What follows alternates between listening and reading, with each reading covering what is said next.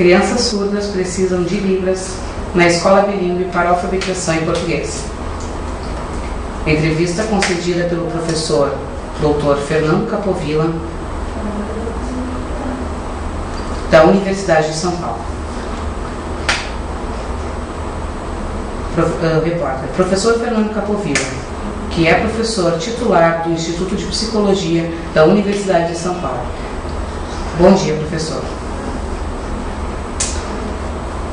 Bom dia. Por que insistir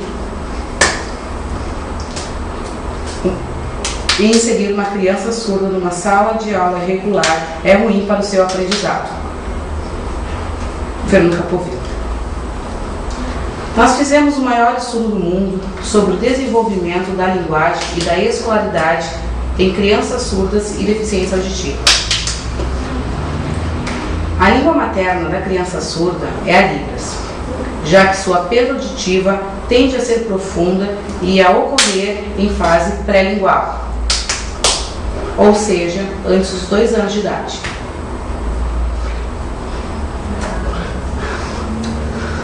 Já a língua materna da criança deficiente auditiva é o português, já que sua perda tende a ser apenas moderada a severa e a ocorrer em período posterior, quando a criança já tem memórias fonológicas.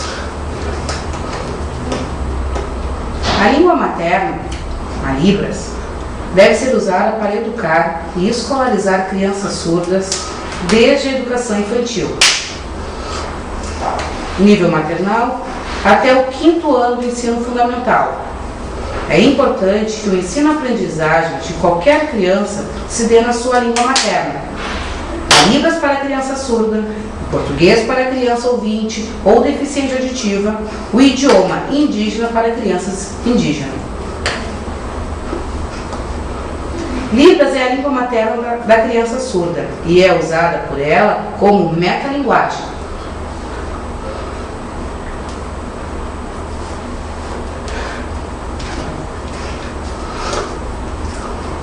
Como instrumento para a aquisição do português escrito, isto é, da leitura alfabética e da escrita alfabética.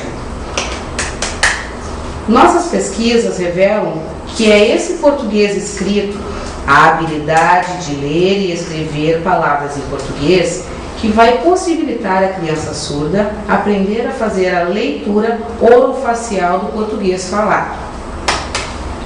Veja que interessante e preocupante. Secretaria da Educação Especial do Ministério da Educação, CESP-MEC, acredita em 2 falácias. A primeira falácia é que a criança surda possa aprender a ler e escrever português por meio da leitura orofacial numa sala de aula comum. Não pode. O que ocorre é justamente o contrário. Nossas pesquisas revelam que a criança surda só faz leitura orofacial quando ela adquire leitura e escrita alfabéticas, ou seja, quando ela é alfabetizada. E ela é alfabetizada mais facilmente na escola bilíngue do que na escola comum. Por quê? Porque a escola bilíngue constitui uma comunidade linguística sinalizadora em que o ensino e a aprendizagem se dão justamente na sua língua materna, a Libras. A segunda falácia em que se crê a CESP-MEC é de que, colocando intérpretes, se resolve o problema na sala de aula comum. A ideia da Secretaria de Educação Especial do Ministério da Educação é remover as crianças surdas das escolas bilíngues, onde elas têm uma comunidade linguística sinalizadora, e enviá-las para salas comuns. A escola bilíngue é o lugar onde elas aprendem Libras, porque a maior parte das crianças surdas vem de lares de ouvintes e adquire Libras só nas escolas bilíngues de educação infantil e de ensino fundamental. A CESP-MEC quer pegar essas crianças tirá-las das escolas bilíngues e dispersá-las no meio de crianças ouvintes que desconhecem a sua língua e que, portanto, não as compreendem e que são incapazes de se fazer compreendê-las. Para tentar compensar a perda da escola bilíngue, a CESP, MEC, imagina que vai colocar um intérprete de Libras para cada criança surda, ou par de crianças surdas para interpretar o que o professor diz em português para Libras. Mas o bom senso revela que esse procedimento é inútil, já que se a criança surda foi retirada daquela escola bilíngue onde estava aprendendo ou iria aprender Libras, ela não vai mais saber Libras. Então, não adiantará colocar um intérprete na escola comum para verter do português para Libras, já que essa criança não terá tido oportunidade de conhecer Libras. Para que interpretar para uma língua que a criança desconhece? Interpretar para quem? A destruição da escola bilíngue pública privará a quase totalidade das crianças com perda profunda ou severa de qualquer língua, tanto da Libras quanto do português. Privará essa criança também de sua identidade, ou de qualquer identidade, já que sem Libras, não mais surdas elas serão, e sem Libras, muito dificilmente conseguirão adquirir português.